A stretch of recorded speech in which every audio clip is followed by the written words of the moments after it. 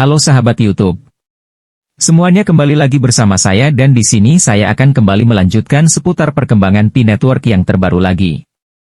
Nah, kita sudah memasuki pasca event Pi Fest kurang lebih tanggal 6 sampai tanggal 11 Desember kemudian dalam layar sahabat YouTube, ini juga ada salah satu pionir yang membeli produk emas dengan menggunakan Pi Network Coin. Dan kemudian di sini kita juga bisa melihat ya ini menggunakan harga GCV karena kita juga bisa melihat harganya itu 0,00 sekian Pi adalah menggunakan harga GCV. Jadi cukup murah sekali, ini adalah semacam transaksi yang terjadi oleh salah satu pionir. Jadi sekali lagi untuk Pi Network itu meskipun belum open mainnet atau belum listing, itu sudah bisa digunakan untuk transaksi barter dan untuk melakukan transaksi barter hanya bisa dilakukan antar komunitas antar pionir terutama bagi yang sudah lolos KYC, dan memiliki saldo available balance, juga bagi toko yang sudah terintegrasi dengan bisnis Pi Network atau sudah terintegrasi pembayaran dengan Pi Network Coin melakukan transaksi peer-to-peer. Ini adalah semacam transaksi ya sebagai bentuk bukti yang cukup mantap dan cukup menarik sekali. Kemudian di sini saya hanya sebatas untuk menginformasikan berkaitan perkembangan Pi Network yang terjadi di berbagai belahan dunia.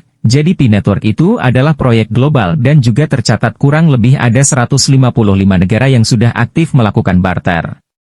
Kurang lebih 155 negara. Kemudian kalau kita lihat total keseluruhan ada sekitar 230 negara. Jadi sekali lagi di sini cukup jelas sekali tentang konsep proyek Pi Network bisa digunakan sebagai mata uang digital paling banyak digunakan di seluruh dunia di masa yang akan datang. Ini juga bisa kita lihat kurang lebih dengan harga 525.000 atau mungkin sekitar beberapa gram atau 1 gram emas ini cukup menggiurkan.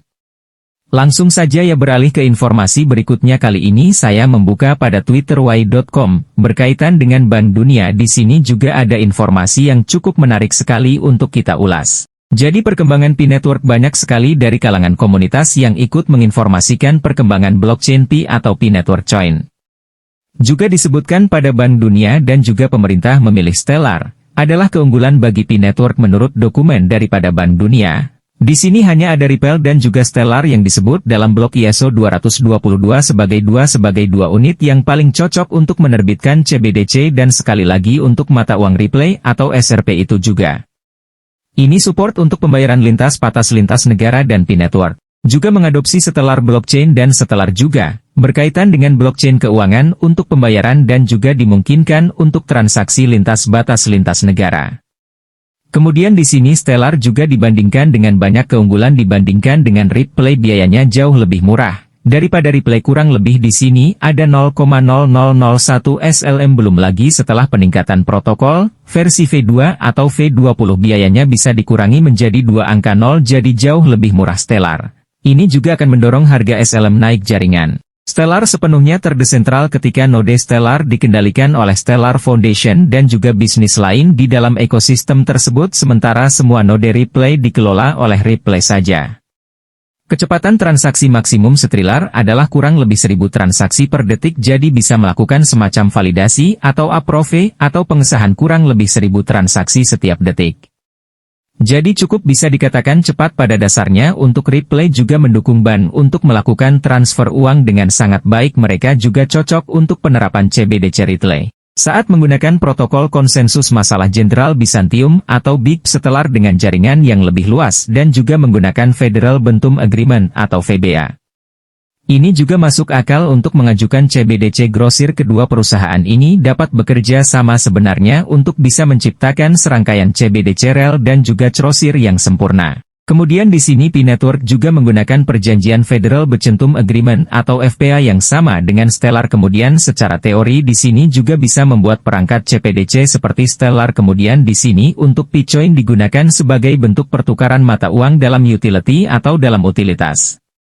Kita juga bisa untuk mengulas sedikit antara kesamaan Pi Network dengan SRP atau Ripple yaitu sama-sama menggunakan konsep seperti pembayaran mata uang dan juga sama-sama bisa dikatakan support untuk pembayaran lintas batas lintas negara. Dan Pi Network juga menggunakan perjanjian Federal Bentum Agreement atau FPA ini juga secara teori membuat perangkat CBDC seperti Stellar. Kemudian di sini untuk Pi Network digunakan sebagai bentuk pertukaran mata uang dalam utilitas seperti berikut yaitu adanya P2P atau pertukaran barang dengan B2C token asli untuk Social Pi di dalam Verset Forum kemudian Gameve. Fakta bahwa banyak sekali pemerintah memilih Stellar untuk menerbitkan CBDC merupakan keuntungan yang besar bagi jaringan Pi. Ketika dilegalkan dalam platform Stellar, intinya di sini untuk peluang Pi Network itu bisa lolos legal itu sangat besar sekali, karena di sini untuk CBDC juga sudah mulai diadopsi oleh berbagai macam kalangan pemerintah di berbagai mancanegara termasuk juga Indonesia, juga tentang perkembangan CBDC Indonesia yang sudah mencapai angka kurang lebih 86%. Jadi di sini memberikan peluang besar bagi Pi Network itu bisa legal dan bisa digunakan dalam pembayaran lintas batas lintas negara. Kalau kita melihat dari sisi Stellar kemudian juga dari sisi CBDC kemudian dengan mematuhi semacam GDPR atau perlindungan data pribadi. Kemudian juga ada MiCA untuk mengatur aset mata uang kripto di dalam bursa dan jaringan, sepenuhnya legal dalam kerangka Eropa dan masa depan bersifat global. Jadi sekali lagi di sini untuk masalah regulasi menjadi yang paling pokok dan yang paling utama agar transaksi sahabat Pioneer itu dikatakan sah ketika sahabat Pioneer menggunakan Pi Network Coin. Kemudian kalau kita lihat Binance itu beberapa waktu yang lalu juga sempat mengalami berbagai macam kendala-kendala. Bahkan untuk CEO yang pertama yaitu adalah Chen Pengzhou sudah resmi mundur. Kemudian juga digantikan CEO yang baru yaitu Richard Cheng dari negara Singapura, yang terkenal memiliki reputasi bagus terutama dalam hal regulasi, kemungkinan besar ketika sudah bisa mengatasi masalah regulasi kita tinggal menantikan informasi. Perkembangan berikutnya. Semoga Pi Network bisa segera open mainnet dan kita bisa menikmati perkembangan lintas batas lintas negara dengan aman. Di sini juga ada semacam berita yang cukup mantap sekali, Departemen Perdagangan Amerika telah melisensikan Pi Network sebagai pemilik sah logo Pi, ada kantor mutlak dan juga merek dagang Amerika. Yaitu USTO adalah sebuah badan dalam Departemen Perdagangan Amerika yang memberikan hak mutlak kepada penemu dan juga bisnis atas penemuan mereka dan juga memberikan hak mutlak dan mendaftarkan merek dagang untuk menjamin perlindungan mutlak atas suatu produk mereka. Jadi bagi sahabat yang memiliki penemuan itu akan dihormati dan dihargai yaitu dengan mendaftarkan untuk hak mutlak, yaitu untuk logo Pi sudah dimiliki dan pemilik sah adalah Pi Network Nicholas Cokalis dan Cheng Giovan atau Gorjin jadi bisnisnya itu sudah sah dan sudah mendapat semacam pengakuan secara hukum. Dan saya rasa sekian dulu info dari saya. Semoga sahabat bisa mendapat informasi yang positif. Terima kasih.